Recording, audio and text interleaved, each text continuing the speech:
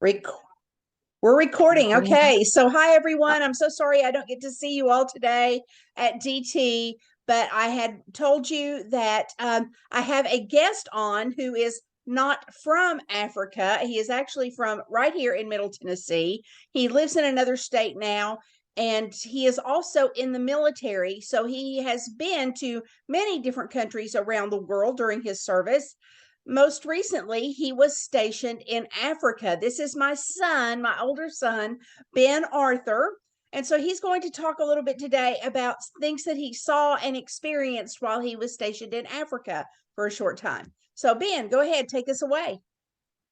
Absolutely. Hey, so as you said, I was stationed in Africa. I was there before all the way up into the heart of COVID. I was there. We got there in December of 19, and we left mid March to beginning April of 2020. So I was there. We spent most of our time in what's known as the Sahel Belt, which I'll see if I can actually kind of show you guys a little bit of what that looks like. Share screen. The Sahel. Yeah, Sahel Belt. Excellent, because Um, this week you guys were supposed to study a little bit about the Sahel and why it's important to Africa. let's see here. It says host disabled participant screen sharing. Hmm. Okay. Fix that. So that's on me. Okay, see if it'll do it now. Okay, let's try it now. Perfect. Step one. Kaboom. Share. Open. Okay, whatever. Blah blah blah blah blah blah. Yes. Thank you.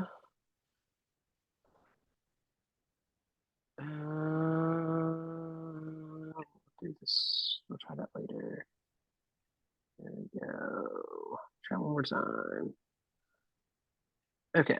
All There right. we Can you go. see my? All right. You see my screen? All right. Perfect. Great. Yeah. So here we go. All right. Yes, that's totally fine. I don't care. Okay. Cool. All right. So Sahel Belt. This kind of the general area I was. We call it Northwest Africa. The Sahel Belt. So map kind of shows it really nice. You have the Sahara Desert here, and then you have the African rainforest jungle area. The Sahel Belt is that connection right along in there. So it's the Okay. crossover between desert and jungle. You're going to see a little bit of desert. You're going to see a little bit of like jungly vegetation, things like that. That was kind of the area we were in. Was this Burkina Faso, Mali, Niger, some of Benin. I was down in Ghana for a couple days, getting to where we were in this area. Um, so yeah, there was that. Let me show you, see, pull up some pictures for you here of the area. So this was when we were in um Beni area. We were actually in Accra, Beni. We were leaving the airport, going to where we were staying at. Something that we found was really cool was they carry things on their heads over there, like you see all the time in movies, things like that. That lady is selling bread out of the basket right there at the intersection. And so they carry it on their heads and they'll sell it to you right there. It was, I want to say, $5 for a loaf of bread. How do they carry And so something like that on their head? That's crazy. so it took me a second to realize that too. So she's kind of wearing a little bit of a hat, and that hat has kind of a flat top. So it kind of makes a little shelf on top of their head to carry it. And then from that, it's a balancing act. Okay. Interesting. And so yeah. And so yeah, you can kind of see her doing that That's as their wet as nice. well. Yeah. And Okay, and I'm so looking at these vehicles, Ben. These cars look very much like something we would see here in the United States. a little bit, yes. Kind of. They since that area is predominantly European. You're seeing a lot more European cars, so the cars are a little Okay. bit more compact. Where here our roads are a little bit wider, things like that. They're a little bit. We have a little bit bigger vehicles. Over there, you see a little bit more like compact cars. Okay. But Great. yeah, very much the same. I mean, we're driving on the right hand side of the road. Um, in Accra, they actually did have red lights, things like that. Where we were up in Niger and Burkina Faso area, they did not have red lights. They had four-way intersections and roundabouts. Okay. which I thought was kind of cool to see that it was not so much what you would think of. See if I can actually find a good. Yeah, here we go. So this was in Niger, around the capital area. So when I was talking about the Sahel belt, Uh-huh. um, this is very much the area. So there is a large Muslim prominence in the area, and so you see a lot of women wearing traditional Muslim attire. But then with that said, you also see a lot of other things. I mean, guys are wearing blue jeans and shirts and ball caps just like we do over there. Motorcycles are a very prominent mode of transportation out there. I wish I had a picture of it. That I saw a motorcycle carrying six dudes one time. Six on a motorcycle? Six. Yes. Okay. I said, I wish I had a picture Students, of it. do not try this. Bad idea. So, as I said, they don't have red lights in like Burkina Faso, Mali, Niger area. They had roundabouts and four-way intersections. Okay. The road law was if you value your life, give everybody else the right of way. If you don't really care, then just drive. Go for it. Again, students, do not try this at home. Yeah. Bad So idea. I will say, driving in countries like this versus driving in America is completely different. We would normally have to do what we call a key leaders meet at the embassy. So we'd have to go talk to the ambassador, military officials, government officials, and things like that. We'd have to go meet them at the embassy. Depending where we were, we had anywhere from a 15 to a 30-minute drive going to the embassy every day to do this. And driving through town, it's very different than driving downtown Murfreesboro. Okay. Um, yes, we a lot of times we would drive down a two-lane highway, and at any given time there'd be three vehicles side by side. Okay. And so they turned a two-lane highway into a three-lane highway just because they could fit. But as I was saying, so you can kind of see a little bit of that deserty area, but then there was also some green vegetation here. So Okay. So a definitely little part bit of of the Central desert, a Belt. little bit of sand, things like that. I actually have a picture of me flying over the desert. I know. So if I can go back here. Yeah. So we were flying over the desert, and so this is out the window of a C-130. Okay. I think we were over Algeria, I believe, at that in this picture. And A so lot of desert and sand. sand for miles, absolutely nothing out there. Okay. Wow. So yeah, I mean, desert, very desolate. Beautiful though. Just kind of seeing the area. Yeah, we were. I believe that's the Algerian flag, I think, right? Yeah, Algeria. That's where we were because we were flying from out of Algeria. We went down to Accra, and then from there we spent our time up in this area. So, Okay. but yep. So wildlife. So you don't really see a lot of like giraffes and elephants and things like that just out in the area like you would think.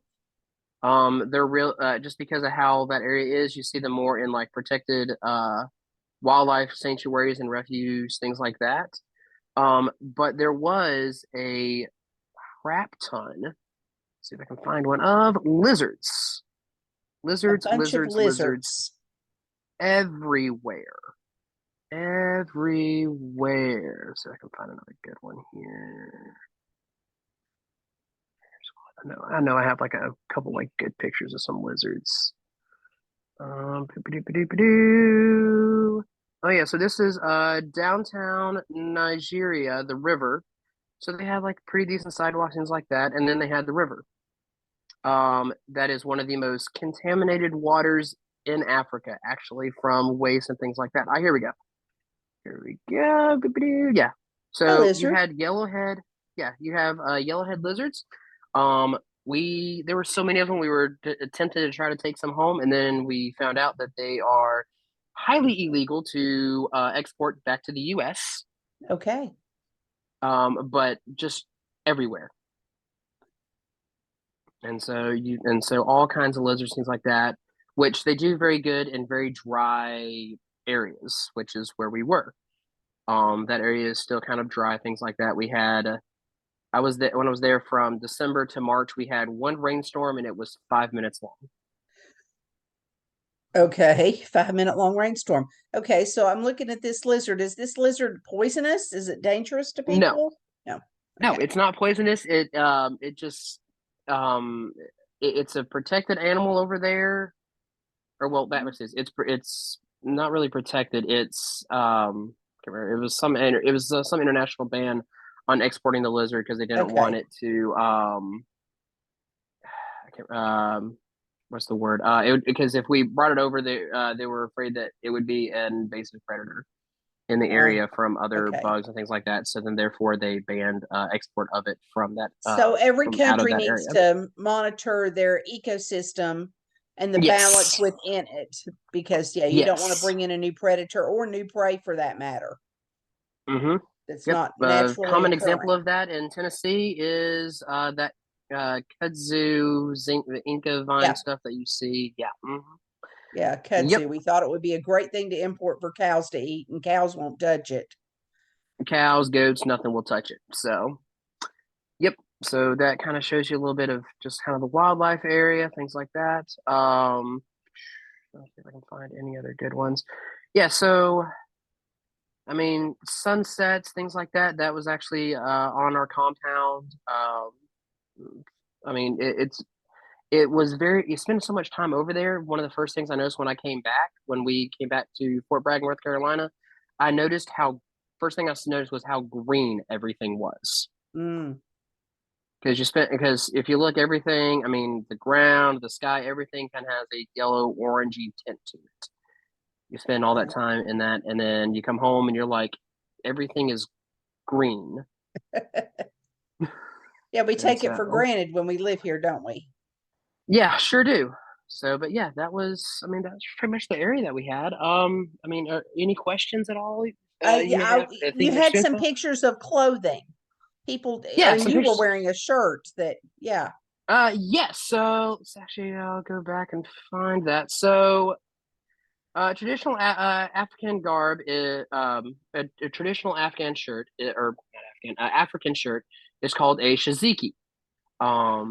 There was cat just did something stupid. So it's That's called a cool. shaziki.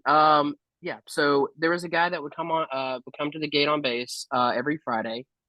And he would get your measurements, and he would have a book of different fabrics, and you could buy the fabric from him, and he would make you a shirt, and it would take him about a week long to make shirts. Okay. And so we had like a little fun little thing. We called it Shaziki Fridays. Every Friday we would wear our shirts around the compound. Sometimes we wear them out in town to go get dinner. And this is what we would wear. Okay. It kind of started as a joke because when we were deployed, they wanted us to blend into the local population. Um, there is no such thing as a white guy blending in Africa. Okay. Um, You do yeah, not uh, blend. there's no blending. Okay, you Okay. stick out like a sore thumb. Doesn't matter how you do it. And so yeah, but yeah, clothes things like that. I mean, they clothes very much. I mean, kind of like us. I mean, it was such a diverse culture because there was a lot of just regular African culture, but then you also had a little bit of Muslim culture as well, as I was showing in one of the pictures earlier. A lot of women wearing very traditional Muslim garbs, things like that, wearing the Okay. headdresses, things like that.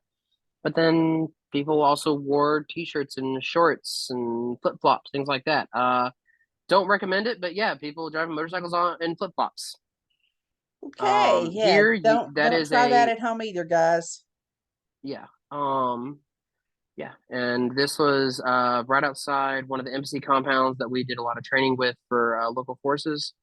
Yeah, I mean there was so much trash and things like that because they didn't have garbage disposal like we do here, and so trash was just kind of out in the streets. Well, plastic's one of the last things to decompose, so there's plastics everywhere. Oh, wow.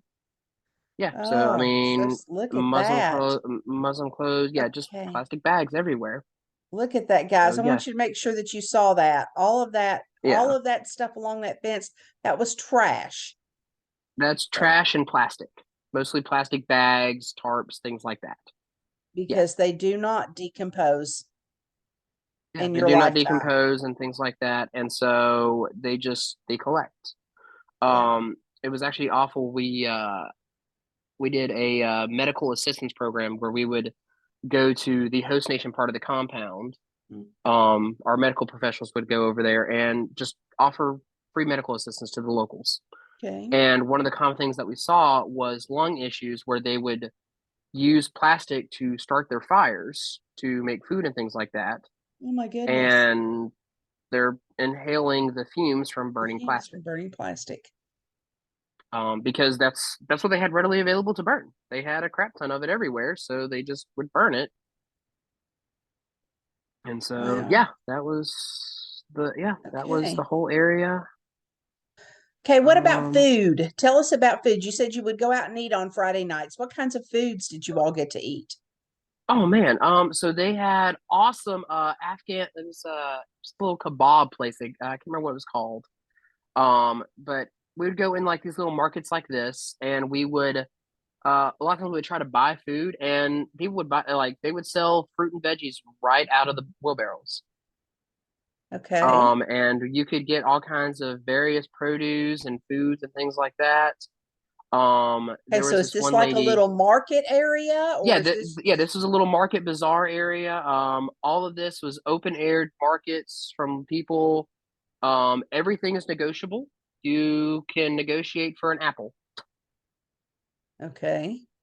Um, And Sugarcane. that's important to remember. Ben, you've been to a lot of different countries around the world. Um, Mm-hmm.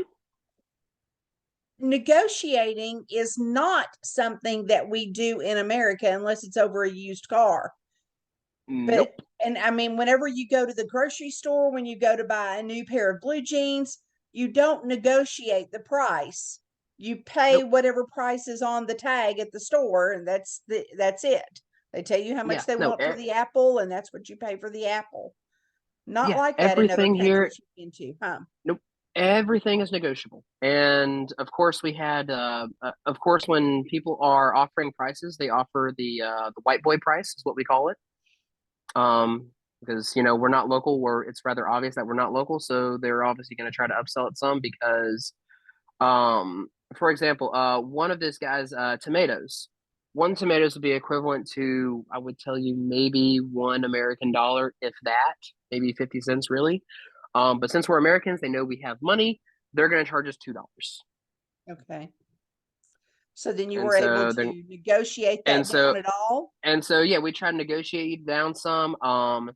It was amazing what you could get for a case of water Interesting. because I showed you the river, and I told you that is one of the most polluted rivers in Africa.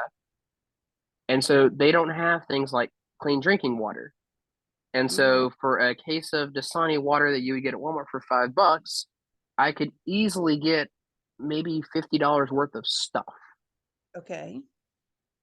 And so we would commonly, when we would go out to town, we'd have a couple cases of water there to negotiate for stuff.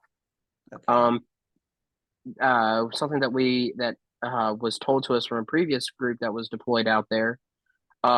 People would damage your car. They try to slash your tires, things like that, then charge you to fix it. And so we would pay a local to protect our car while we would go into the stores and things like that. Yeah. Because hey, like we can't go into the car. Like we only have two or three of us here for our own protective reasons. We're going to go in the car, but we'd hire a local to protect the car, and we would pay him with a case of water. Okay. And so a case of water was currency. Wow. I bet they protected your car really well while you were gone too. Oh yeah, like they started kind of catching on to that, and then they'd be like, "Oh hey, yeah, like I'd gladly do this for you because I heard that my buddy did it and he got a case of water out of it, which Uh-huh. I kind of want for my family." So Yeah. they would, Wow. and so yeah, a The case of things we water was take for currency. granted. Mm-hmm. Wow. Clean water. So, Okay. but yeah, So it you said was. this is a market area. They've got Yeah, this was. electricity wires there, electrical wires. They do, yes, Okay. So and so they did have electricity, things like that. how do they power their electricity? Um, I want to say a lot of it was hydro dams, things like that, but for us in that Okay. area particularly. Um, I know China was starting to build up a lot of power infrastructure area in the area. Chinese infrastructure and things like that is definitely making a big prominence in places like Africa, things like that. Okay. And so yeah, there was a large, surprising group of Chinese infrastructure there, building roads, bridges, power, things like that. Okay. Okay. All right. One of my students has asked all of the people that we've had on these Zoom meetings, what was crime like there? High Whew. crime, low So crime? crime wise, it really wasn't serious crime like you would expect here, like people breaking into things and stuff like Uh-huh. that, because there really wasn't much to steal. And in that area, like with it being so low poverty, if you stole from one person, there was a good chance that you were affecting yourself in the same process. So Mhm. crime wise for that really wasn't that bad. Okay. An issue that we were seeing over there with the terrorist organizations in those kinds of places, there was a lot of hostages and ransom requests, things like that. Wow. And so that was a big thing over in that area is a lot of hostage rescue recoveries, things Okay. like that, because they would like Americans, we have a large value on our family members, things like that. And so they would try to kidnap Americans and Europeans and hold them for ransom. So, Okay. But as far as petty theft, things like that, as not so far as much. petty theft, you really didn't see it that much. With being white European and kind of people, like you kind of stick out, and so people are going to kind of notice that some, so they know you're going to Hmm. have money. Um, and so you will see a little bit of influx like that. However, as I said, it's knowing how to use the currency and how the culture works. It's not that hard to find ways to protect yourself. Okay. The biggest thing was just being smart. We never went anywhere alone. We always went places, three, four, or five people at a minimum. We always had a letter command know, like, hey, we're going to town. This is where we're going. This is the route that we're taking. And Okay. everybody had to be aware of where the embassy was, where our Okay. base was, things like that. Okay. Okay. And we started this segment. I was asking you about going out to eat on Fridays. Hmm. What foods did you eat? Man, they had it was this kebab restaurant. I don't think I have pictures of it. But there was like a kebab place where we'd have pork and chicken and cow and things like that. They have various fried vegetables. And so it was very much kind of like a stir fry kind of theme to like the food that they had there, because everything was usually made over an open flame in a massive frying pan. It's kind of Okay. is how they would really make their foods. Okay. Um, because they didn't have things like ovens and stuff like that out there, so it was very much like Okay. open flame, Open fire. massive frying pans. Okay. And so food was really good. Had to be kind of careful in some of the areas.